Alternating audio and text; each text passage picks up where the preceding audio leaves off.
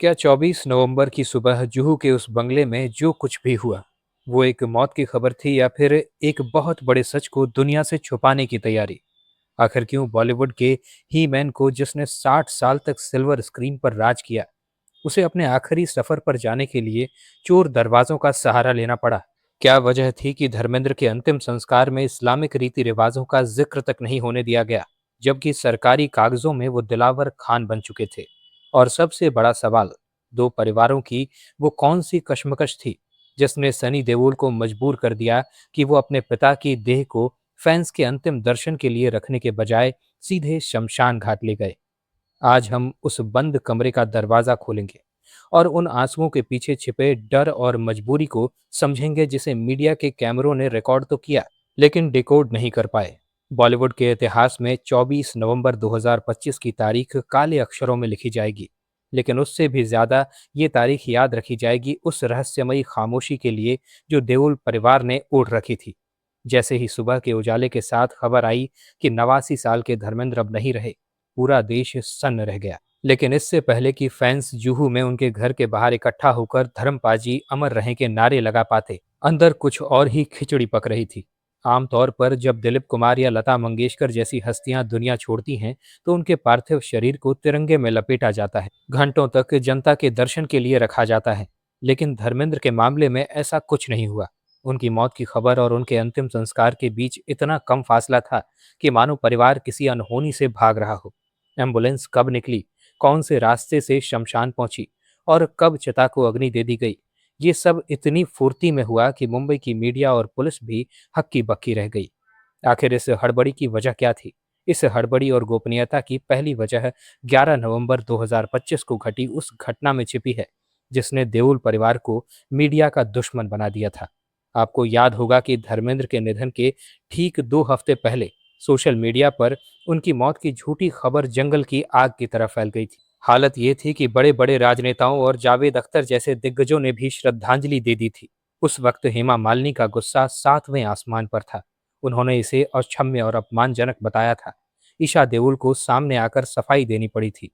उस fake news वाले episode ने सनी देओल और बॉबी देओल के मन में एक डर बैठा दिया था।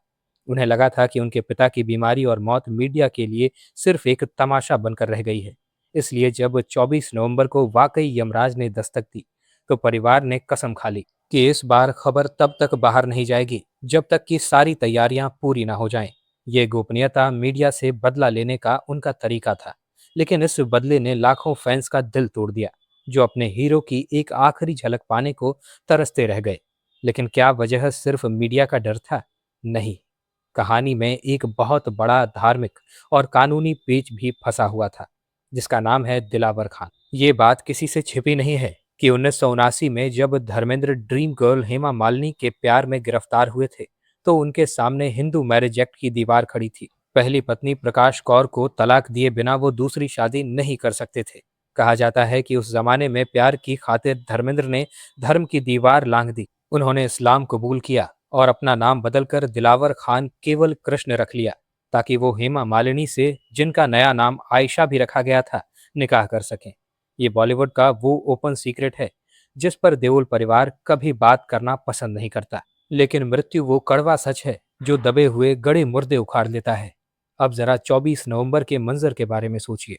अगर धर्मेंद्र के पार्थिव शरीर को ज्यादा देर तक घर पर या किसी हॉल में रखा जाता, तो इस बात का बहुत बड़ा डर था कि कहीं कोई कट्टरपंथी संगठन या कोई मौलवी दिलावर खान के नाम पर दावा न ठोक दे। इस्लामिक मान्यताओं के हिसाब से अगर कोई मुस्लिम मरता है तो उसे दफनाया जाना चाहिए, जलाया नहीं। अगर ऐसा कोई विवाद खड़ा हो जाता, तो सनी देओल और बॉबी देओल के लिए स्थिति संभालना मुश्किल हो जाता। सनी देओल, जो अपनी पंजाबियत और जट सिख हिंदू जड़ों से गहराई से जुड़े हैं, वो कभी भी अपने पिता को किसी और रीति रिवाज से विदा नहीं होने देते। ये डर बहुत वास्तविक था कि कहीं अंतिम विदाई एक धार्मिक अखाड़े में न बदल जाए। इसलिए परिवार ने फैसला लिया कि इससे पहले कि दिलावर खान की फाइल खुले, धर्मेंद्र सिंह देओल का अंतिम संस्कार वैदिक और हिंदू रीति रिवाजों से शमशान घाट पर कर दिया जाए। अग्नि के हवाले होते ही वो सारे दस्तावेज और वो सारी पुरानी कंट्रोवर्सी हमेशा के लिए राख में मिल गई। इस गोपनीयता का तीसरा और सबसे भावुक पहलू है दो परिवारों का टकराव। धर्मेंद्र की जिंदगी दो नावों की सवारी थी। एक तरफ उनकी पहली पत्नी प्रकाश कौर, जिन्होंने अपनी पूरी जिंदगी सादगी और अंधेरे में बिताई, लेकिन कभी अपने पति का साथ नहीं छोड़ा। वहीं दूसरी तरफ सुपरस्टार हेमा मालिनी, जो हमेशा लाइमलाइट में रहीं। ये दोनों महिलाएं दशकों तक एक दूसरे के रास्ते में आने से बचती रहीं, लेकिन अंतिम संस्कार वो जगह थी जहां इनका आमना सामना होना तय था। शमशान घाट के अंदर का माहौल बेहद तनावपूर्ण और भावुक था। सूत्रों के मुताबिक प्रकाश कौर वहां मौजूद थी, लेकिन वो गाड़ियों और परिवार के घेरे में थी ताकि कोई कैमरा उन तक ना पहुंच सके। दूसरी तरफ हेमा मालिनी और ईशा देओल भी वहां पहुंची। सनी और बॉबी के लिए ये अग्नि परीक्षा की घड़ी थी। एक तरफ उनकी अपनी मां का दुख था और दूसरी तरफ पिता की दूसरी पत्नी भी मौजूद थी। अगर ये अंतिम संस्कार सार्वजनिक होता और मीडिया को अंदर जाने की इजाजत होती, तो अगले दिन अखबारों की हेडलाइंस ये नहीं होती कि धर्मेंद्र नहीं रहे, बल्कि ये होती कि प्रकाश कौर ने हेमा को कैसे देखा, या क्या दोनों सौतनों ने बात की। सनी देओल अपनी मां की गरिमा को लेकर बेहद प्रोटेक्टिव हैं। वो किसी भी कीमत पर अपनी मां के आंसुओं को टीआरपी का मसाला नहीं बनने देना चाहते थे। पुलिस का पहरा इतना सख्त था कि परिंदा भी पर नहीं मार सकता था। हेमा मालिनी ने भी समझदारी दिखाई।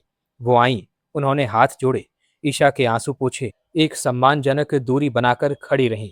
मुख्य रस्में, मुखाग्नि देना और बाकी क्रियाकर्म पूरी तरह से सनी और बॉबी के नेतृत्व में हुए, जो ये साफ संदेश था कि अंतिम सफर पर धर्मेंद्र पूरी तरह से अपने पहले परिवार के पास लौट आए थे। इस अफरा तफरी और सिक्रेसी का असर ये हुआ कि धर्मेंद्र को वो राजकीय सम्मान, स्टेट ऑनर नहीं मिल पाया जिसके वो हकदार थे। वो पद्म भूषण से सम्मानित थे और बीकानेर से सांसद भी रह चुके थे। कायदे से उनके पार्थिव शरीर को तिरंगे में लपेटा जाना चाहिए था और पुलिस बैंड को शोक धुन बजानी चाहिए थी।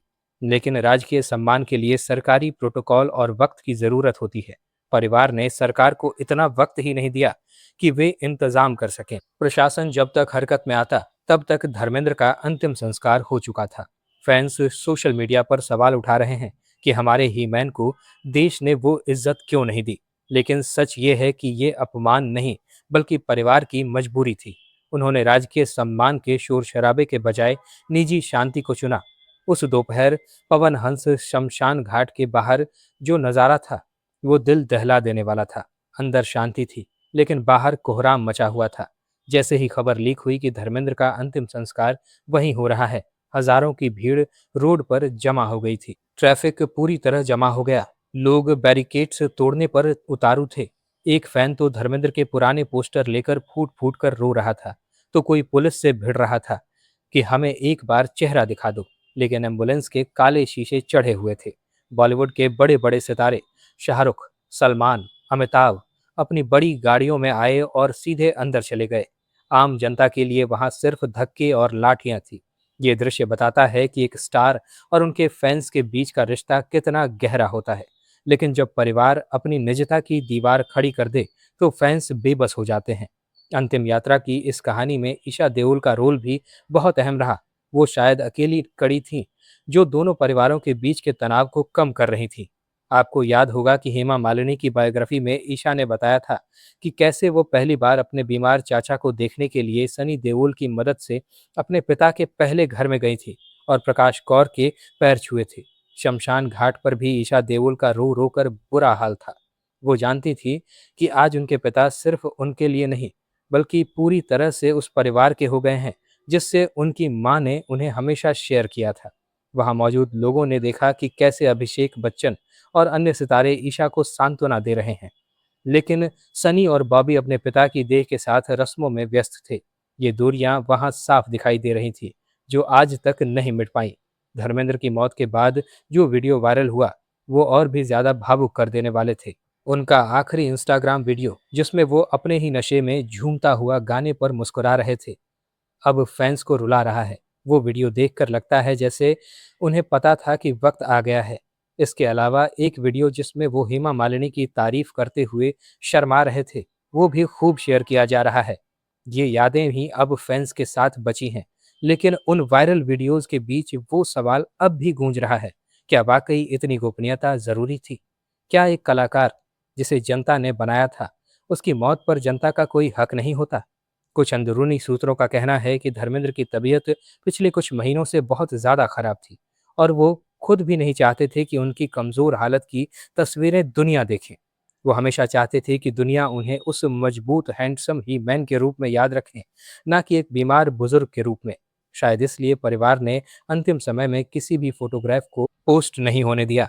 अस्पताल से घर और घर से शमशान, इस पूरे सफर में धर्मेंद्र को छिपा कर रखा गया। ये उनकी गरिमा, डिग्निटी को बनाए रखने का एक तरीका था। हमने देखा कि कैसे विनोद खन्ना की आखिरी कमजोर तस्वीर वायरल होने पर बवाल हुआ था।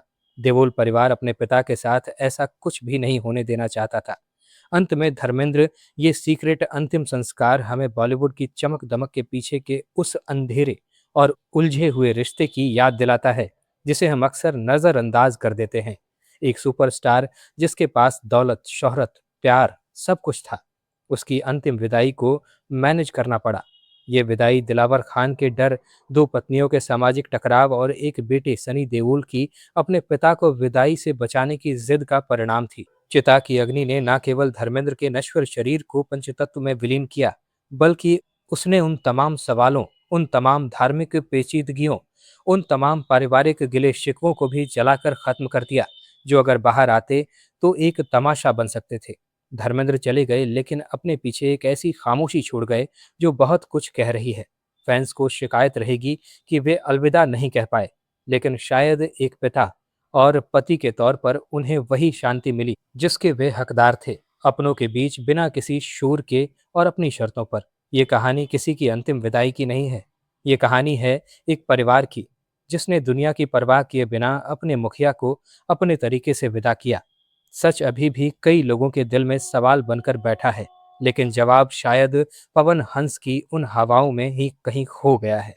बॉलीवुड का ही मैन अब तारों में जा बसा है, अपनी सारी कहानियों और सारे राज लिए हुए। दोस्तों, आपको धर्मेंद्र कैसे अभिनेता लगते थे? आपने उनकी अगर कोई फिल्म या उन पर फिल्माया कोई गाना सुना है तो हमें कमेंट्स में ज़रूर लिखिएगा। ये जानकारी पसंद आई हो तो इसे लाइक करिएगा, और अगर आप हमारे चैनल वारिधि मंथन पर नए हैं तो इसे सब्सक्राइब करके बेल आइकन दबाना बिल्कुल मत भूलिएगा। वीडियो में अब तक बने रहने के लिए आपका बहुत बहुत शुक्रिया।